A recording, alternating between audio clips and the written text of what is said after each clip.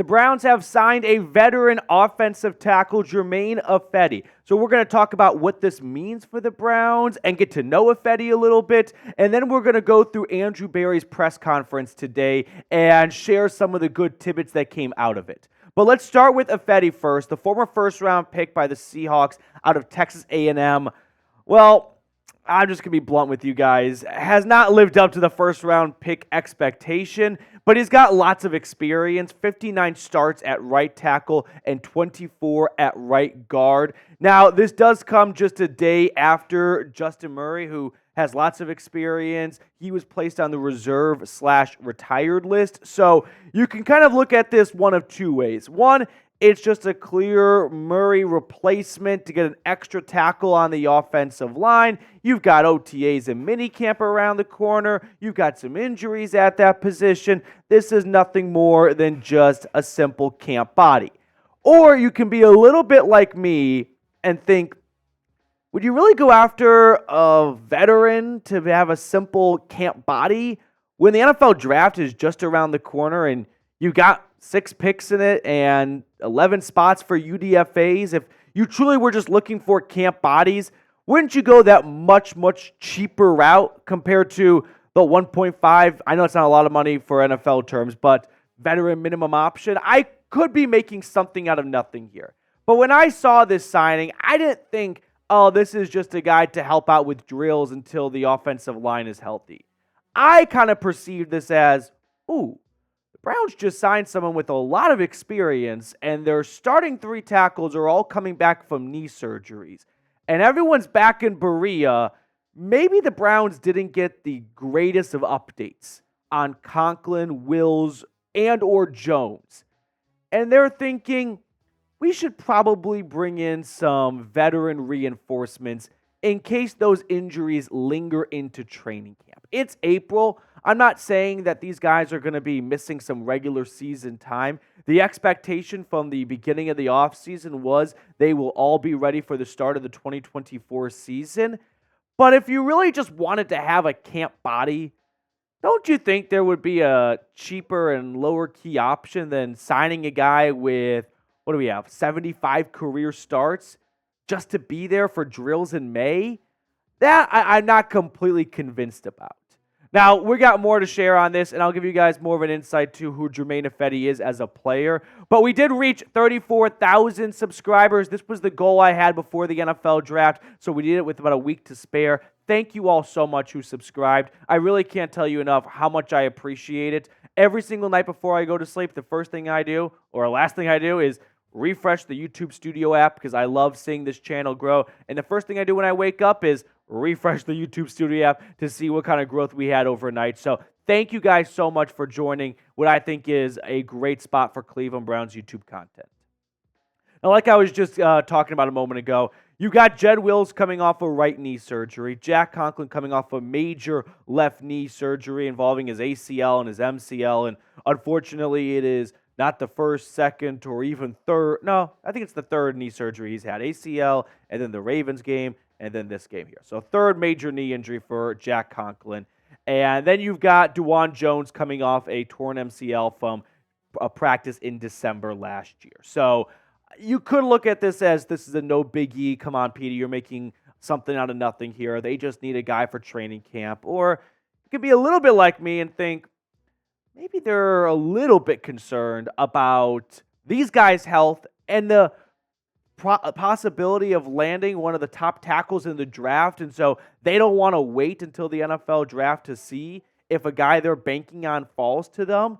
And they want to kind of get ahead of it now by signing a veteran offensive lineman. Now, some more background on Ifedi. Our producer today, Cullen Brown, is a Seahawks fan. And it's always reassuring when you hop in the studio and he goes, oh, this dude, yikes. And I'm like, all right, well, that's great encouraging news to hear. Listen, Ifedi had a slow start to his career as a first-round pick. Expectations are always high for those players. But I do think he played some solid football towards the end of his time in Seattle. He started for the Bears in 2020, along with a season in 2021, but he had an injury cut that season short, if I remember correctly. And then in 2022, he was with the Falcons. He played a grand total of 8 snaps, so not a lot to take away from that season. And then last year in 2023, he was with the Buffalo Bills. He was on their roster for much of the year, but he did not play a single snap that season. So this is how the offensive line depth chart looks like now.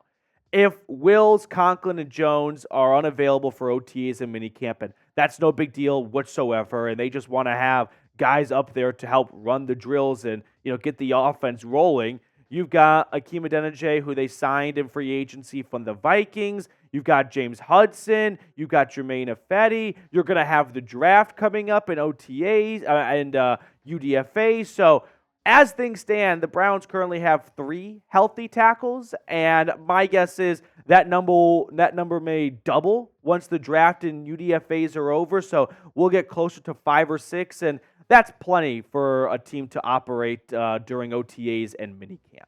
So let me know, does this signing mean something or nothing? Like when I saw this signing in the car this morning driving to work, I was like, ooh, Fetty, like that's a pretty recognizable name. That's a lot of experience. Is there something going on here? And Deion Owens, who's a longtime viewer of the channel, is like, PD, you're capping, dude. Justin Murray just retired. It's a replacement. I was like, all right, like that very well could be the case. I just thought if they were going to go that route, they would go with a half the price UDFA than a vet minimum. And I know we're talking about like $750,000. That is not even chump change. That is just a penny to the NFL owners, but maybe it's something, maybe not. All right, I do like Ifedi, though, as a backup. I don't think he is someone that teams should plan on going into the season to be their starter. But if an injury does pop up mid-year, I'd be a lot more comfortable with a guy like Ifedi coming off the bench than a rookie offensive tackle that we don't know a whole lot about. And last year, the Browns definitely learned how valuable it is to have depth at the offensive tackle position.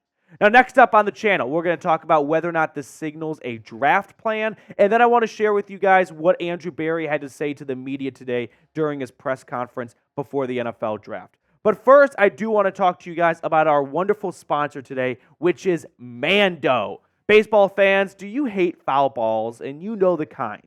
No matter how hard you scrub them in the tub, they still smell like last week's nacho cheese. Well, ditch the soap and step up to the plate with Mando Whole Body Deodorant.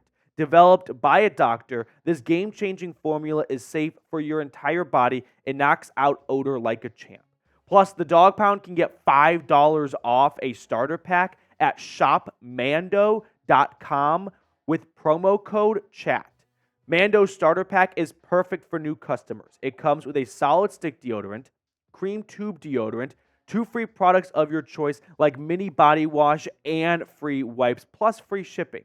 Now, if you're like me and you're trying to maybe get a little bit of better health and you're walking and exercising more, it's really important to have some reliable deodorant at your side, which is why I really like using Mando when I walk to work in the mornings. So luckily, I've got a discount code for all of our viewers.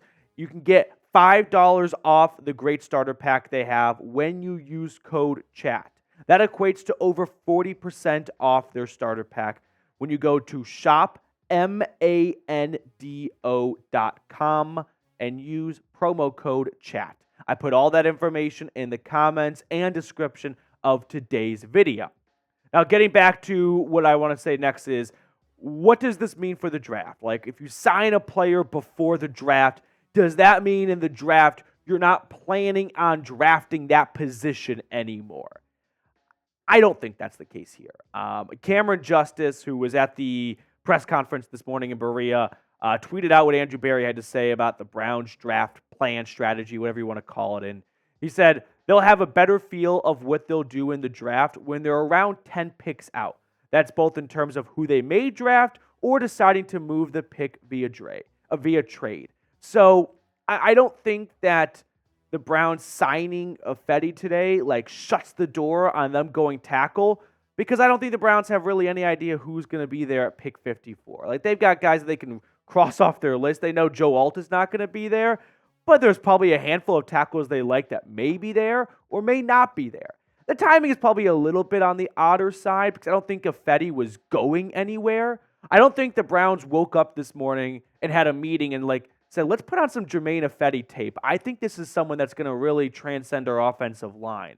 So it is a little bit odd that why not wait till after the draft when you can get a better idea of what your team needs are? And maybe the Browns are a little bit dubious about which tackles could be there. But listen, when you're picking at 54, it is a weight game, right? You don't have any idea who's going to be there for sure or not. So a little bit of curiosity as to why pre-draft instead of post-draft, but there are plenty of really good day 2 offensive line options for Cleveland if that's the position they want to target. Jordan Morgan's right there on the fringe of round 1, round 2, but we'll round down in this case. Kingsley Suamataia from BYU is a great raw product that needs some development, and the Browns don't need a guy who has to start for them at pick 54, which could mean Kingsley could be someone they take an eye on as a developmental pick that sits on the bench for a year and just works his tail off in practice all season. Zach Frazier is an interior player. I don't think that's the direction the Browns want to go, but then again, they've always had a best player available approach, so if they're shocked that he's even available to them at 54, he may be too good to pass on. Dominick Puni offers some versatility. Patrick Paul's got loads of experience at left tackle. Roger Rosengarten, he was Michael Penix's blindside tackle, so that's someone they may keep an eye on. Blake Fisher from Notre Dame. Karan Armaganji from Yale, really bright kid, of course, and we know how the Browns love their Ivy Leaguers. And then a couple other guys to round out the list as well. So let me know, should the Browns go offensive line in round 2? A lot of the smoke is the Browns are targeting the trenches early in the draft. So is that a good idea for Cleveland? Weigh in for me down below in the comment section. All right, before we get on out of here, I do want to kind of sprint through some of the Andrew Berry updates we got today during his press conference. So on Deshaun Watson's rehab, he said, this week Deshaun was throwing up to 40 yards. He's in a pretty good spot. He's progressing as appropriate. Really pleased with how the shoulder's responding. Now, a good chunk of the fan base and the reporters, the people that cover the team, have kind of been a little bit frustrated with the wide variety of reports and updates we get on Watson, right? When Stefanski spoke to the media yesterday or today, whatever it was, he kind of like put some water on the fires of like Deshaun Watson's 100%. And then Watson spoke to the media. He's like, yeah, I'm throwing 40, 50 yards. And was like, well, that's a little bit different than what Stefanski kind of alluded to. It doesn't really seem like everyone's on the same page. And listen, there's a history of the Browns coaching staff, Watson, and front office not always being on the exact same page with his injury. That goes back to last year when he missed the Ravens game, when that was kind of a blindside late scratch. So I personally have this mindset of I'm not going to make a big deal out of anything until after OTAs and minicamp, whatnot. Like, we have a long ways to go until week 1 or training camp. And I mean, Andrew Berry, as Mary Kay tweeted out, said that's certainly the expectation that Deshaun Watson will be ready to start the season, but he won't make any guarantees. A little fishy. I wouldn't say fishy that he won't make any guarantees. Like, if it's such an obvious and expected thing, why not? But then again, you can put your foot in your mouth and have it come back to haunt you. So it's April, everyone. Like, I would relax a little bit on getting worked up over Deshaun Watson's rehab. We've heard a lot of really great things about the progress he's made, and it's also very early on. So even if he's not 100% right now, that's okay. It's April. He doesn't have to be. Now, if we get to August and training camp starts and he's on the PUP list, then we're probably having a different conversation. But we don't have to have that conversation in April. As for Nick Chubb, Andrew Berry said Chubb has attacked his rehab very aggressively since the fall. He actually started running on land this past week. That's not to say he's through the woods or anything. Again, with Chubb, it is truly just like cross fingers and toes, wait and see, and I'm not holding my breath on him being available for the first week of the season. I just hope he's available for the first half of the season. Cameron Justice, Andrew Berry said the extra 7th-round pick they acquired via trade is a resource. How we deploy that resource remains to be seen. Said it could be a pick, part of a trade-up or trade-down, or used in a trade for a veteran player. All remains to be seen. Berry doesn't have a long history of drafting in round number 7, so I would definitely not put it past him to try and bundle the 2 7th-round picks to either, like you said, move up or move down in a trade. But it is a resource, and it may just be what the Titans had to pay for the Browns handing over Brian Callahan. And then I think finally the last tweet from Scott Petrak, Andrew Berry on Greg Newsome trade rumors. We have 3 corners who can play press man at a high level. It's not a skill set I'm looking to give away. I'm glad to hear that Andrew Berry watches the show because that's what I've been saying for months. When you have a good player, and you may not love Greg Newsome, but he's not a bad cornerback.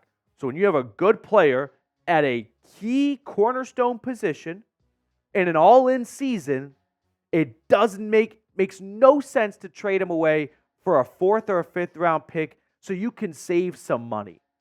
Who gives a shit about Jimmy Haslam's money? The Browns are in the cap space. They're in the green. Keep the good players at cornerstone pieces in an all-in season.